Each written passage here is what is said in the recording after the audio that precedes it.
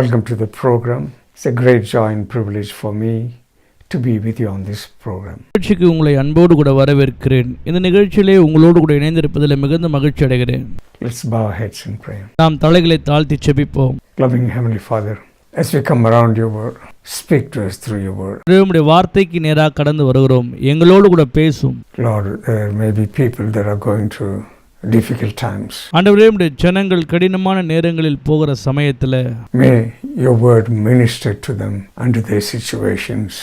In Jesus' precious name, Amen. ஆண்டவரே, உம்முடைய வார்த்தையானது அவர்களுக்கு ஊழியம் செய்யட்டும், உற்சாகப்படுத்தட்டும். இயேசுவின் நாமத்தில் பிதாவே, ஆமென். We're going to look from Psalm 42 verses 1 to 11. இந்த நாளிலே நாம் சங்கீதத்தின் புஸ்தகம் 42ஆம் சங்கீதம் 1ஆம் வசனம் முதற்கொண்டு 12ஆம் வசனம் வரையில். As the deer pants for the water brooks, so pants my soul for you, O God. My soul thirsts for God, for the living God. When shall I come and appear before God? My tears have been my food day and night, while they continually say to me, where is your God? When I remember these things, I pour out my soul within me, for I used to go with a multitude. I went with them to the house of God, with a voice of joy and praise, with a multitude that kept a pilgrim feast. Why are you cast down, O my soul? And why are you disquieted within me? Hope in God, for I shall yet praise him for the help of his countenance. O my God, my soul is cast down within me. Therefore, I will remember you from the land of the Jordan, and from the heights of Hermon, from the hill Mizar. Deep calls unto deep at the noise of your waterfalls. All your waves and billows have gone over me. The Lord will command his loving kindness in the daytime, and in the night his song shall be with me, a prayer to the God of my life. I will say to God, my rock, why have you forgotten me? Why do I go mourning because of the oppression of the enemy? As with the breaking of my bones, my enemies reproach me, while they say to me all day long, where is your God? Why are you cast down, O my soul? And why are you disquieted within me? Hope in God, for I shall yet praise him, the help of my countenance and my God. 42ஆம் சங்கீதம் 1ஆம் வசனம். மானானது நீரோடைகளை வாஞ்சித்து கதறுவது போல தேவனே, என் ஆத்துமா உம்மை வாஞ்சித்து கதறுகிறது. 2ஆம் வசனம். என் ஆத்துமா தேவன் மேல், ஜீவனுள்ள தேவன் மேலேயே தாகமா இருக்கிறது. நான் எப்பொழுதும் தேவனுடைய சந்நிதியில் வந்து நிற்பேன். 3ஆம் வசனம். உன் தேவன் எங்கே என்று அவர்கள் நாள்தோறும் என்னிடத்தில் சொல்லுகிறபடியால் இரவும் பகலும் என் கண்ணீரே எனக்கு உணவாயிற்று. 4ஆம் வசனம். முன்னே நான் பண்டிகையை ஆசரிக்கிற ஜனங்களுடனே கூட நடந்து கூட்டத்தின் களிப்பும் துதியுமான சத்தத்தோடே தேவாலயத்திற்கு போய் வருவேனோ? இவைகளை நான் நினைக்கும் போது என் உள்ளம் எனக்குள்ளே உருகுகிறது. 5ஆம் வசனம். என் ஆத்துமாவே, நீ ஏன் கலங்குகிறாய்? ஏன் எனக்குள் தியங்குகிறாய்? தேவனை நோக்கி காத்திரு. அவர் சமூகத்தின் ரட்சிப்பின் நிமித்தம் நான் இன்னும் அவரை துதிப்பேன். 6வது வசனம். என் தேவனே, என் ஆத்துமா எனக்குள் கலங்குகிறது. ஆகையால் யோர்தான் தேசத்திலும் எர்மோன் மலைகளிலும் சிறு மலைகளிலிருந்து உம்மை நினைக்கிறேன். 7ஆம் வசனம். உமது மதகுகளின் இரைச்சலால் ஆழத்தை ஆழம் கூப்பிடுகிறது. உமது அலைகளும் இரைகளும் எல்லாம் என்மேல் புரண்டு போகிறது. 8ஆம் வசனம். ஆகிலும் கர்த்தர் பகற்காலத்திலே தமது கிருபையை கட்டளையிடுகிறார். ராக்காலத்திலே அவரை பாடும் பாட்டு என் வாயில் இருக்கிறது. என் ஜீவனுடைய தேவனை நோக்கி விண்ணப்பம் செய்கிறேன். 9ஆம் வசனம். நான் என் கண்மலையாகிய தேவனை நோக்கி, ஏன் என்னை மறந்தீர்? சத்துருவினால் ஒடுக்கப்பட்டு நான் ஏன் துக்கத்துடனே திரிய வேண்டும் என்று சொல்லுகிறேன். 10ஆம் வசனம். உன் தேவன் எங்கே என்று என் சத்துருக்கள் நாள்தோறும் என்னுடனே சொல்லி என்னை நிந்திப்பது என் எலும்புகளை குத்துகிறது போல் இருக்கிறது. 11ஆம் வசனம், என் ஆத்துமாவே நீ ஏன் கலங்குகிறாய், ஏன் எனக்குள் தியங்குகிறாய், தேவனை நோக்கி காத்திரு, என் முகத்திற்கு ரட்சிப்பும் என் தேவனுமாய் இருக்கிறவரை நான் இன்னும் துதிப்பேன். This book of Psalms has 150 Psalms. It is divided into 5 books. மொத்தம் சங்கீதத்தின் புஸ்தகம் 150 இருக்கிறது. அதிலே 5 பகுதிகளாய் பிரித்திருக்கிறார்கள். This psalm we are looking at is from book 2, and this is the first psalm from that book. இரண்டாம் பாகத்தின் இதுதான் முதலாம் சங்கீதமாக இருக்கிறது. Psalms is the original song book of Israel. சங்கீதம் புஸ்தகம் என்பது அது இஸ்ரவேல் ஜனங்களுடைய புஸ்தகமாய் காணப்படுகிறது. The title says here, to the chief musician, a contemplation of the sons of Korah. கோராகின் புத்திரருக்கு ஒப்புவிக்கப்படுகிற மக்கீஷின் சங்கீதம் என்று இது ஆரம்பத்திலே பார்க்கிறோம். In other translations it says Mashkel for the sons of Korah. மொழிபெயர்ப்பிலே பார்க்கும்போது மக்கீஸ் கோராகின் புத்திரர்கள் என்று குறிப்பிடப்பட்டிருக்கிறது. It's a Hebrew word, Mashkel, that means instruction. Keys என்று சொல்லும் பொழுது அது எபிரேய பதமாக இருக்கிறது. அதனுடைய அர்த்தம் என்னவென்றால் அறிவுறுத்தல் ஆகும். This psalm is an instructive psalm. இந்த சங்கீத புஸ்தகமானது அறிவுறுத்தலின் சங்கீதமாய் காணப்படுகிறது. When you want to remember something important, you put music to it and then you can remember it easily. எந்த ஒரு காரியத்தை நீங்கள் நினைவு கூற வேண்டும் என்றால் அதற்கு ஒரு இசையை கொடுப்பீர்கள் என்றால் அதை நீங்கள் எளிதில் நினைவு கூற முடியும். Here it says, to the chief musician, a contemplation of the sons of Korah. கோராகின் புத்திரர்களுக்கு என்று சொல்லி அவர்களுக்கு ஒப்புவிக்கப்பட்ட ஒரு சங்கீதமாக இது காணப்படுகிறது. We're going to look at who are the sons of Korah. நாம் நினைவு கொள்ள வேண்டும், யார் இந்த கோராகின் புத்திரர்கள். Actually, this psalm gives instruction to help in distress. உபத்திரவத்தில் மத்தியில் இருக்கிறவர்களுக்கு உதவி செய்யும்படியாக இந்த சங்கீத புஸ்தகம் எழுதப்பட்டிருக்கிறது. Bible scholars say, வேதாகம பண்டிதர்கள் they are not sure whether it was written by the sons of Korah or whether it was written for them. வேதாக வல்லுநர்கள் சொல்லுகிறார்கள், இது கோராகின் புத்திரர்களாகவோ அல்லது அவர்களுக்கு எழுதப்பட்டதோ என்று தெரியவில்லை என்கிறார்கள். Who is Korah? யார் கோராகு? They rebelled against Moses and Aaron. மோசேயும் ஆரோனையும் எதிர்த்தவர்களாய் இவர்கள் காணப்படுகிறார்கள். God was very displeased with them. அவர்களோடு கூட கர்த்தர் சந்தோஷமாய் இருக்கவில்லை. They rebelled against the leadership of Moses and Aaron. மோசே மற்றும் ஆரோனுடைய தலைமைத்துவத்திற்கு அவர்கள் விரோதமாய் இருந்தார்கள். This is found in Numbers chapter 16. என்னாகமத்தின் புஸ்தகம் 16ஆம் அதிகாரத்திலே இந்த காரியத்தை நாம் படிக்கிறோம். As a result of their rebellion, Moses meets them in their tent. அவர்களுடைய விரோதத்தின் நிமித்தமாக மோசே தீர்க்கதரிசியானவர் அவர்களை கூடாரத்திலே சந்திக்கிறார். Korah, Dathan and Abiram stood in front of their tents with their families. கோராகும் மீரியாமும் அவர்களுடைய குடும்பத்தோடு கூட அந்த கூடாரத்திற்கு முன்பதாக நிற்கிறார்கள். The earth opened and swallowed them up. பூமியானது தன் வாயை திறந்து இவர்களை விழுங்கியது. So Korah rebelled against Moses and Aaron. கோராகு எனப்படுகிறவர்கள் மோசேயும் ஆரோனையும் விரோதித்தவர்களாய் காணப்படுகிறார்கள். Korah was a bad guy. கோரா என்கின்றவர் ஒரு தவறான தீய மனிதராய் காணப்படுகிறார். But you see, the sons of Korah are serving for the Lord in the temple. வேதத்திலே நாம் பார்க்கும் பொழுது கோராகும் அவனுடைய புத்திரர்களும் ஆலயத்திலே கர்த்தருக்கு பணிவிடை செய்து கொண்டிருக்கிறவர்கள். When you look at yourself, sometimes people come from a good family or a bad family. It doesn't matter.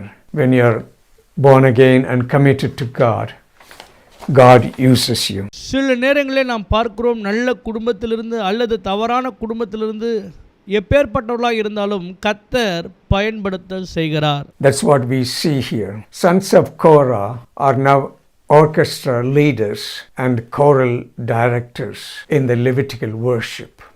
கோராகின் புத்திரர்கள் ஆலயத்திலே தேவனுக்கு ஆராதனை செய்யக்கூடிய அந்த பாடல் குழுக்களின் தலைவர்களாய் காணப்படுகிறார்கள்.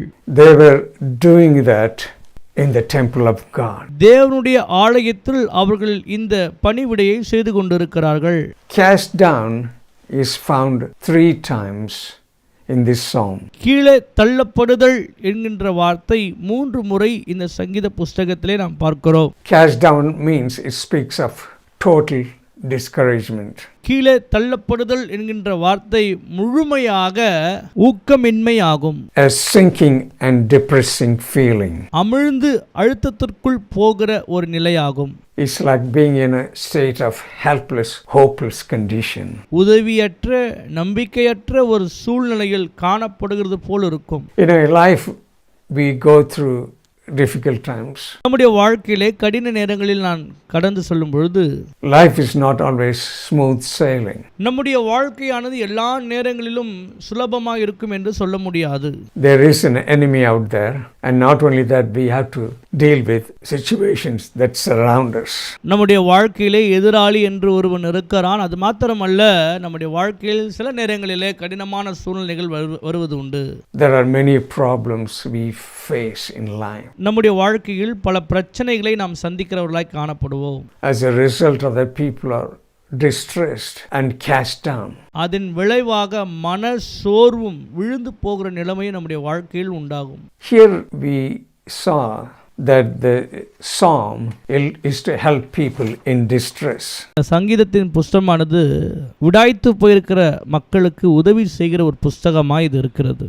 See what we see here in this psalm. Verse 3, he says, "My tears have been food day and night." வசனத்திலே நாம் பார்க்கிறோம், என் கண்ணீரே எனக்கு உணவாயிற்று இரவும் பகலும் என்று தாவீது சொல்லுகிறார். So what he is saying here, he cannot stop crying. இங்கே அவர் என்ன சொல்லுகிறார் என்றால், இடைவிடாமல் அவர் அழுது கொண்டிருக்கிறார். He is going through a difficult time. வாழ்க்கையிலே மடங்கடிக்கப்பட்ட ஒரு சூழ்நிலையில் அவர் காணப்படுகிறார். Have you gone through seasons like that in your life? உங்களுடைய வாழ்க்கையில் இப்பேற்பட்ட சூழ்நிலையில் கடந்து போயிருக்கிறீர்களா? In verse 7 we see, he says, "All your waves and billows have gone over me." உமது அலைகளும் திரைகளும் எல்லாம் என் மேல் புரண்டு போகிறது என்றார். He is feeling like he is drowning, a feeling of sinking. அவர் தன்னுடைய வாழ்க்கையில் ஏதோ ஒரு காரியத்துக்குள்ளாக மூழ்கி போகிறது போல் உணர்கிறார். And verse 9 we read, it says, "You feel like God has forgotten you." 9ஆம் வசனத்திலே பார்க்கும்போது கர்த்தர் என்னை மறந்தாரோ என்கின்ற ஒரு நினைவுக்குள்ளாய் போகிறார். So when you feel cast down, you feel that God has forgotten you. நாம் தள்ளப்பட்ட சூழ்நிலையில் இருக்கும்போது ஒருவேளை தேவன் என்னை மறந்தாரோ என்கின்ற உணர்வுக்குள்ளாய் நாம் போய்விடுவோம். That's your emotion, but it's not really God has forgotten you. அது நம்முடைய உணர்வு மாத்திரமே, கர்த்தர் நம்மை ஒருபோதும் மறக்கிறவர் அல்ல. In verse 10 we see, "As with the breaking of my bones, my enemies reproach me, while they say to me all day long, where is your God?" 10ஆம் வசனம், உன் தேவன் எங்கே என்று என் சத்துருக்கள் நாள்தோறும் என்னுடனே சொல்லி என்னை நிந்திப்பது என் எலும்புகளை குத்துகிறது போல் இருக்கிறது. Not only that, he's faced with all those problems. He's got his enemy, they are around him, they are discouraging him, and he's saying, "Where is your God?" அது மாத்திரமல்ல, அவர் தம்முடைய சத்துருக்கள் சுற்றிலும் நின்று அவரை மனமடிவாக்கி உன்னுடைய தேவன் எங்கே என்று தொடர்ச்சியாய் கேட்டுக்கொண்டே இருக்கிறார்கள். Sometimes you may have gone through situation. They say, you call yourself Christian, see what trouble you are going through. ஒரு கிறிஸ்தவராய் இருப்பது நிமித்தமாக நம்முடைய வாழ்க்கையிலும் கூட இப்படிப்பட்ட பிரச்சனைகள் ஊடாய் நாம் கடந்து செல்வது உண்டு. Have you faced situations like that? வாழ்க்கையில் இப்படிப்பட்ட சூழ்நிலைகளை சந்தித்து இருக்கிறீர்களா? Here we read, "Why are you cast down, O my soul?" என் ஆத்துமாவே நீ ஏன் எனக்குள் தியங்குகிறாய் என்று கேட்கிறார். It may be that you are okay today, That's fine. இன்றைக்கு ஒருவேளை நம்முடைய வாழ்க்கையில் நாம் நன்றாக இருக்கலாம். Please take a note, at some point in your life you will go through a difficult time. குறித்து வைத்துக் கொள்ளுங்கள், நம்முடைய வாழ்க்கையில் ஏதேனும் ஒரு சூழ்நிலையில் கடினமான வாழ்க்கைக்குள் போவது உண்டு. You will go through stormy time. புயல் போன்ற பிரச்சனைகள் சூழ்நிலைக்குள்ளாக நாம் போவது உண்டு. In this psalm we find help how to deal with discouragement. முடக்கப்படுகிற சூழ்நிலையில் எப்படி நாம் வெளியே வருகிறது என்பதை குறித்ததான ஒரு சங்கீதமாக இந்த புஸ்தகம் இருக்கிறது. How to overcome discouragement. வாழ்க்கையில் மனமடிவுகளை எப்படி மேற்கொண்டு வருவது என்பதை குறித்து. We're going to look at few points. Verse 5, he says, "Why are you cast down, O my soul, and why are you disquieted within me? Hope in God, for I shall yet praise him for the help of his countenance." 5ஆம் வசனம், என் ஆத்துமாவே நீ ஏன் கலங்குகிறாய், ஏன் எனக்குள் தியங்குகிறாய், தேவனை நோக்கி காத்திரு, அவர் சமூகத்தின் ரட்சிப்பின் நிமித்தம் நான் இன்னும் அவரை துதிப்பேன். When you go through troubles, sometimes you have to talk to yourself. That's what saying, he's talking to himself. Why are you cast down, O my soul? And why are you disquieted within me? நேரங்களிலே இப்பேற்பட்ட மனசோர்வான சூழ்நிலைகளில் நாம் நம்முடனே பேசிக்கொள்ள வேண்டியது மிக முக்கியமாக இருக்கிறது. அதைத்தான் தாவீது இங்கே செய்கிறார். He's challenging the thought that brought him to this situation. தாவீது தன்னுடைய சிந்தனைகளுக்கு விரோதமாக அவரே சில சவால்களை விடுத்துக் கொள்ளுகிறார். Sometimes we need to talk God's truth in our situation to help us. சில நேரங்களில் நம்முடைய வாழ்க்கையிலும் கூட நம்முடைய சூழ்நிலைகளுக்கு விரோதமாக கர்த்தருடைய வார்த்தையை நாம் பயன்படுத்த வேண்டும். Through the season of discouragement. மனமடிவாயிருக்கிற அந்த சூழ்நிலைகளில் 2 Corinthians chapter 10 and verse 5, it says, "Casting down imaginations and every high thing that exalted itself against the knowledge of God, and bringing into captivity every thought to the obedience of Christ." 2 கொரிந்தியரின் புஸ்தகம் 10ஆம் அதிகாரம் 5ஆம் வசனம், அவைகளால் நாங்கள் தர்க்கங்களையும் தேவனை அறிகிற அறிவுக்கு விரோதமாய் எழும்புகிற எல்லா மேட்டிமையும் நிர்மூலமாக்கி எந்த எண்ணத்தையும் கிறிஸ்துவுக்கு கீழ்ப்படிய சிறைப்படுத்தருளாய் இருக்கிறோம். And then he says, we need to know the truth of God. He says, "Hope in God, for I shall yet praise him for the help of his countenance." நான் கர்த்தருக்காய் காத்திருக்கிறேன், ஆகையால் நான் இன்னும் துதிப்பேன், எனக்கு உதவி தேவனிடத்திலிருந்து வரும் என்று சொல்லி நம்பிக்கையாக அவர் இங்கே இருக்கிறதை பார்க்கிறோம். He's saying there is hope in God. கர்த்தருக்குள் எனக்கு நம்பிக்கை இருக்கிறது என்று சொல்லுகிறார். We have to fight fear with faith in God. பயத்தை விசுவாசத்தை கொண்டு நாம் ஜெயிக்கிறவர்களாய் காணப்பட வேண்டும். That's what he's saying. Hope in God. I will yet praise him. கர்த்தரை நம்பியிருக்கிறபடியால் இன்னும் கர்த்தரை துதிப்பேன் என்று சொல்லுகிறார். He's taking a stand. He's talking to himself. அவர் தன்னுடைய வாழ்க்கையில் கடினமான சூழ்நிலைகளில் நேரம் எடுத்து தன்னுடனே கூட பேசிக் கொள்ளுகிறார். Galatians chapter 6 and verse 9, "Let us not be wearying in well doing, for in due season we shall reap if we faint not." கலாத்தியருக்கு எழுதின நிருபம் 6ஆம் அதிகாரம் 9ஆம் வசனம், நன்மை செய்கிறதில் சோர்ந்து போகாமல் இருப்போமாக, நாம் தளர்ந்து போகாதிருந்தால் ஏற்ற காலத்தில் அறுப்போம். Second point I want to look at is he's remembering some of the good times to help him overcome this season in his life. அவருடைய வாழ்க்கையில் நடந்த நல்ல காரியங்களை நினைவு கூறுகிறார், எப்படியெல்லாம் கர்த்தர் எனக்கு உதவி செய்தார் என்று சொல்லி. He's going through discouragement, but he's remembering the good times. We read it in verse 4. He says, "When I remember these things, pour out my soul within me. For I used to go with the multitude. I went with them to the house of God, with a voice of joy and praise, with a multitude that kept a pilgrim feast." 4ஆம் வசனம், முன்னே நான் பண்டிகையை ஆசரிக்கிற ஜனங்களுடனே கூட நடந்து கூட்டத்தின் களிப்பும் துதியுமான சத்தத்தோடே தேவாலயத்திற்கு போய் வருவேனோ, இவைகளை நான் நினைக்கும் போது என் உள்ளம் எனக்குள்ளே உருகுகிறது. What is saying here, that he went to the temple of God with multitude, with joy and praise, and he kept the feast of God. பண்டிகை நாட்களிலே திரளான கூட்டங்களாய் இணைந்து தேவனுடைய ஆலயத்திலே போய் அங்கே பாடி மகிழ்ந்து கொண்டாடுகிறதை அவர் நினைவு கூறுகிறார். He is trying to help himself by remembering the good times. தன்னுடைய வாழ்க்கையில் நடந்த இப்பேற்பட்ட நல்ல நிகழ்வுகளை நினைவு கூர்ந்து தன்னைத்தானே தேற்றிக் கொள்ளுகிறார். In the same way, you need to remember those times. You've been at the church, you've been in fellowship with people. நாமும் கூட நம்முடைய வாழ்க்கையில் கடினமான சூழ்நிலைகள் போய்கொண்டிருக்கிற அந்த நேரத்தில் நமக்கு நேரிட்ட நல்ல நிகழ்வுகளை நினைவு கொள்ள வேண்டும். Fellowshipping with people is very essential. மக்களோடு கூட நாம் ஐக்கியத்திலே இருப்பது மிக முக்கியமான ஒன்று. Psalm 122 and verse 1 it says, I was glad when they said to me, let us go into the house of the Lord. 122 சங்கீதம் 1ஆம் வசனம், கர்த்தருடைய ஆலயத்திற்கு போவோம் வாருங்கள் என்று எனக்கு அவர்கள் சொன்னபொழுது மகிழ்ச்சியாயிருந்தேன். He's not only remembering people and the good times, he remembers God.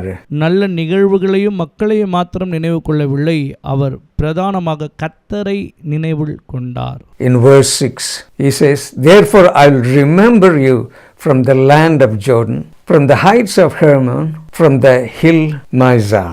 6வது வசனம், என் தேவனே, என் ஆத்துமா எனக்குள் கலங்குகிறது, ஆகையால் யோர்தான் தேசத்திலும் எர்மோன் மலைகளிலும் சிறு மலைகளிலிருந்து உம்மை நினைக்கிறேன். Hermon is the highest peak in Israel. Israel தேசத்திலே எர்மோன் மலையானது மிகவும் உயரமான ஒன்றாய் காணப்பட்டது. And hill Mizar is the smallest hill. What he is saying here is, மற்றும் அதிலே நாம் பார்க்கும்போது சிறு மலை என்றும் குறிப்பிடப்பட்டிருக்கிறது. when I am at the highest peak or the lowest hill, God is still with me. நான் உயரமான மலையிலே இருந்தாலும் சிறு மலையில் இருந்தாலும் தேவன் என்னோடு கூட இருக்கிறார் என்று உறுதிப்படுத்திக் கொள்ளுகிறார். I'm going to meet with God there. That's how he is encouraging himself. நான் தேவனை சந்திப்பேன் என்று சொல்லி தனக்குத்தானே உற்சாகப்படுத்திக் கொள்ளுகிறார். And then he prays to God in verses 8 and 9. The Lord will command his loving kindness in the daytime, and in the night time his song shall be with me, a prayer to the God of my life. I will say to God my rock, why have you forgotten me? 8ஆம் வசனம், ஆகிலும் கர்த்தர் பகற்காலத்திலே தமது கிருபையை கட்டளையிடுகிறார், ராக்காலத்திலே அவரை பாடும் பாட்டு என் வாயில் இருக்கிறது, என் ஜீவனுடைய தேவனை நோக்கி விண்ணப்பம் செய்கிறேன். 9ஆம் வசனம், நான் என் கண்மலையாகிய தேவனை நோக்கி, ஏன் என்னை மறந்தீர், சத்துருவினால் ஒடுக்கப்பட்டு நான் ஏன் துக்கத்துடனே திரிய வேண்டும் என்று சொல்லுகிறேன். Here he is talking about in verse 8 loving kindness in the daytime. இங்கே 8ஆம் வசனத்தில் நாம் பார்க்கும்போது காலையிலே கர்த்தருடைய கிருபைக்காய் நான் காத்திருக்கிறேன் என்று சொல்லுகிறார். And God's song and his song in the night time, he says. இரவிலே தேவனை பாடும் துதிப்பாட்டு. This is a prayer. And then he goes on to say that God is my rock. பின்பதாக அவர் சொல்லுகிறார், கர்த்தர் என் கண்மலையாய் இருக்கிறார் என்று. When he says God is my rock, he is saying he is a place of stability.